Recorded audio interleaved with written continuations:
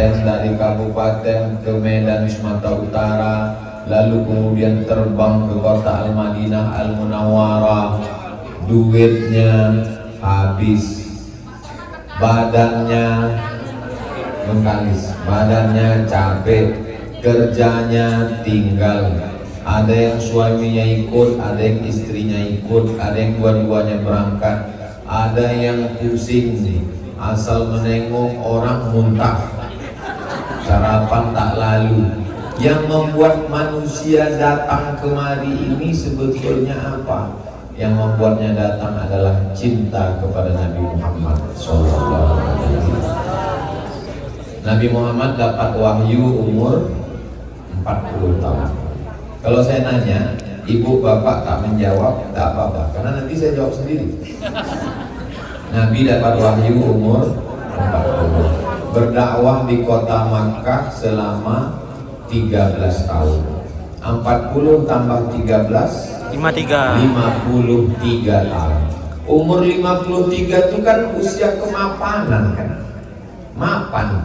Kalau orang kita umur 53 itu kan sudah mapan, punya rumah, punya kendaraan, punya istri, punya anak, punya cucu, punya istri sekali lagi, meninggal istrinya. Umur 53 itu usia kemapanan.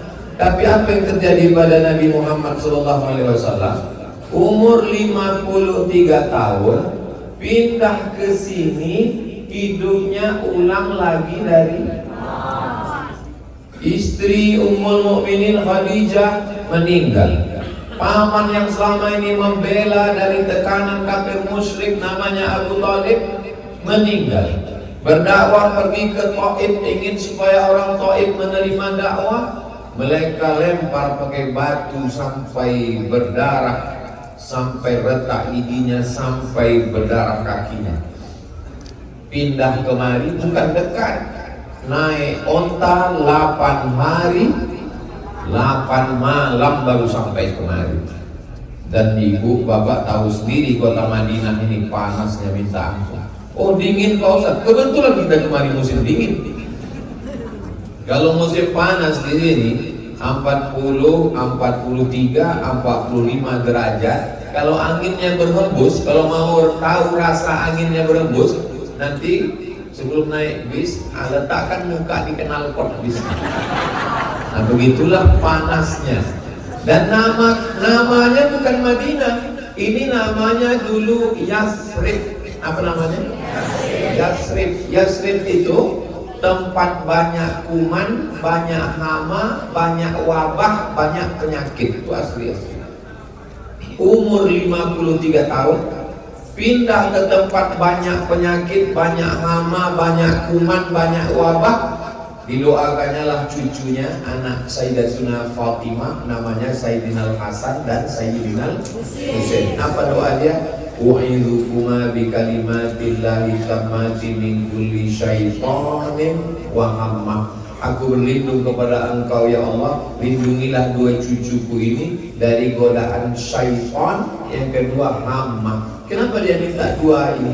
Karena memang di sini banyak setan dan banyak hammah. Hammah binatang berbisa, ular, kalajengking.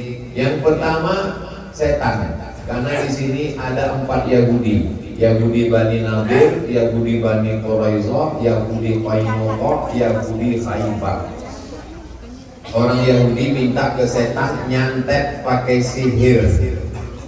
Jadi kota ini memang tidak ada harapan.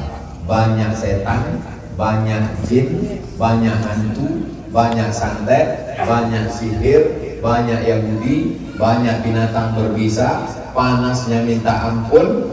Maka apa kata Nabi kepada sahabat yang bersabar?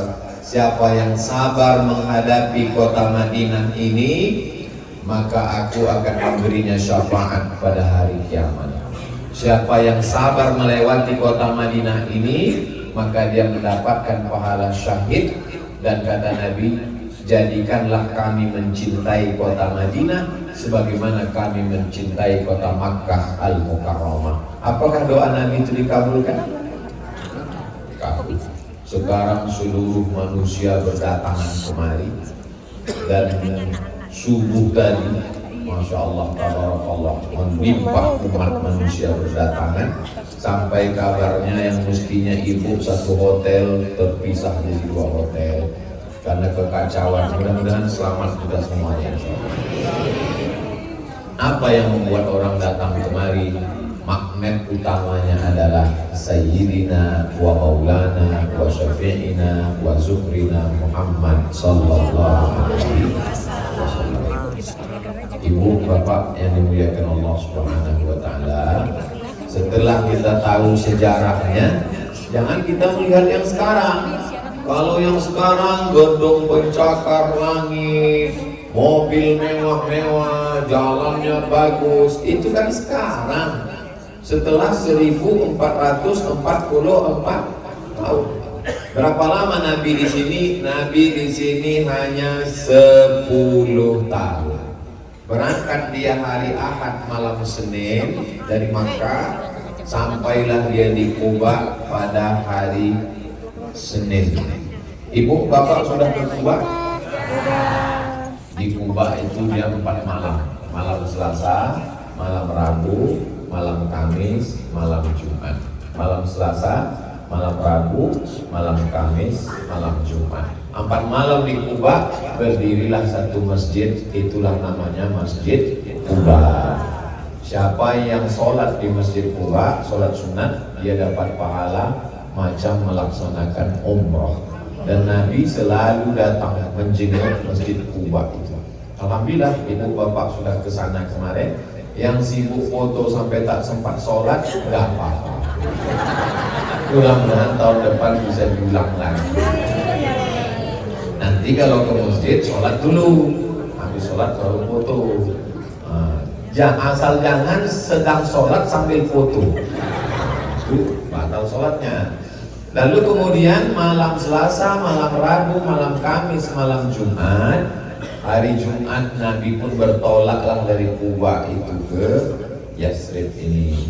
Lalu kemudian dia sholat Jumat. Tempat dia menempelkan kening sholat Jumat itu, datang khalifah namanya Umar bin Abdul Aziz, dibangunlah masjid. Itulah namanya Masjid Al-Jumu'ah, masjid pertama kali. Memang kita tidak singgah di situ, hanya saja kadang waktu bis lewat ditunjukkan. Itu Masjid Al-Jumu'ah. Insya Allah kalau jamaah bersama umroh bersama Ustaz Somad, dia tahu sejarah itu, betul? Kalau jamaah lain dia tak tanya. Kalau jamaah kita dia nanya, mana Masjid Al-Jumu'ah itu Pak? Tapi kalau dia tak ngaji, yang ditanyanya di mana jual tempat celak sama cincin dan cewek kuning? Salah beli tempat celak? Tak salah. Salah beli ceret? Tak salah. Yang bilang tak salah siapa? Ibu itu sendiri. Tidak salah, siapa bilang salah?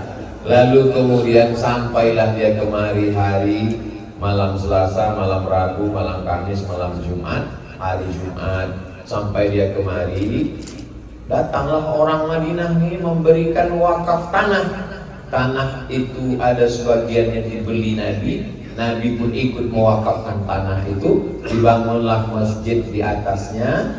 Panjangnya 22 meter, ke belakangnya 15 meter. Itulah kalau kita menghadap ke arah kiblat, mohon maaf, kita menghadap ke arah kiblat, sebelah kiri kubur Nabi. Kalau kita nampak dari luar ada kubah berwarna hijau, di bawah kubah hijau itu kubur Nabi. Antara dinding kubur Nabi itu dengan tempat khutbah, ma baina baiti wa mimbari, antara rumahku dan mimbarku, tempat aku menyampaikan khutbah, itu panjangnya 22 meter, lebar ke belakang 15 meter.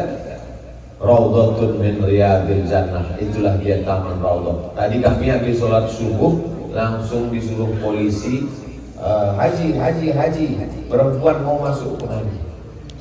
Jadi laki-laki habis sholat subuh disuruh ke belakang, karena ibu-ibu mau masuk ke Raudhah. Kalau bisa alhamdulillah, yang tak bisa jangan dipaksakan, setentang saja dengan Raudhah di belakang, tahu kita posisinya. Kalau kami yang laki-laki dari depan, masuk dari Babus Salam, jalan pelan-pelan sampai di depan makam Nabi. Kami pun mengucapkan Assalamualaikum ya Rasulullah. Kalau ibu masuk dari pintu belakang, jadi posisinya menghadap ke arah kiblat, rumah Nabi sebelah kiri, mimbar Nabi sebelah kanan. Antara mimbar dan rumah Nabi, kamar Nabi dengan Sayyidatina Aisyah. Karena Nabi itu waktu meninggal jenazahnya tak dibawa keluar. Meninggal beliau hari Senin, digali tanah di kamarnya itu, dikuburkan di situ. Jadi selama ini Nabi dengan Aisyah setelah Nabi meninggal dipasang dinding, ini kubur Nabi, ini kamar Sayyidatuna Aisyah. Jadi inilah ajaran Nabi yang tak bisa kita amalkan. Jangan nanti bapak pulang pesan ke istrinya, kalau aku meninggal kuburkan aku di kamar. Tak bisa, karena tanah nanti gimana mau jual rumah itu? Nabi SAW, nanti ada yang bingung, Ustaz katanya dalam hadis itu antara mimbarku dengan rumahku, kok ini antara mimbarku dengan kuburku? Karena Nabi waktu meninggal langsung dikuburkan di kamarnya itu dikuburkan. Itulah kamarnya bersama Sayyidatuna Aisyah. Kamar yang depan kamar Aisyah, yang belakang itu kamar Sayyidina Ali. Makanya pintu yang dari belakang itu disebut dengan bab Fatimah. Pintu Fatimatus Zahra, suaminya Sayyidina Ali, cucunya cucu Nabi, anak Fatimah, Sayyidina Al-Hasan dan Sayyidina Al-Husain. Jadi sangat sederhana. Lantainya pasir, tiangnya batang kurma, atapnya pelepah kurma dianyam daun kurma, lalu kemudian dindingnya labin dari tanah liat yang dijemur kering. Karena di sini jarang hujan, maka dia bisa mereka tetap. Akhirnya sampailah seperti Madinah sekarang yang luar biasa. Ini orang kalau tidak mengerti sejarah, maka dia tidak menghormati, tidak memuliakan. Makanya saya cerita dari awal-awal supaya sadarlah kita. Kira-kira zaman yang sekarang ini yang enak apa zaman dulu? Kalau lihat fasilitasnya zaman sekarang. Tapi kalau indahnya tentu indah bersama Rasulullah SAW.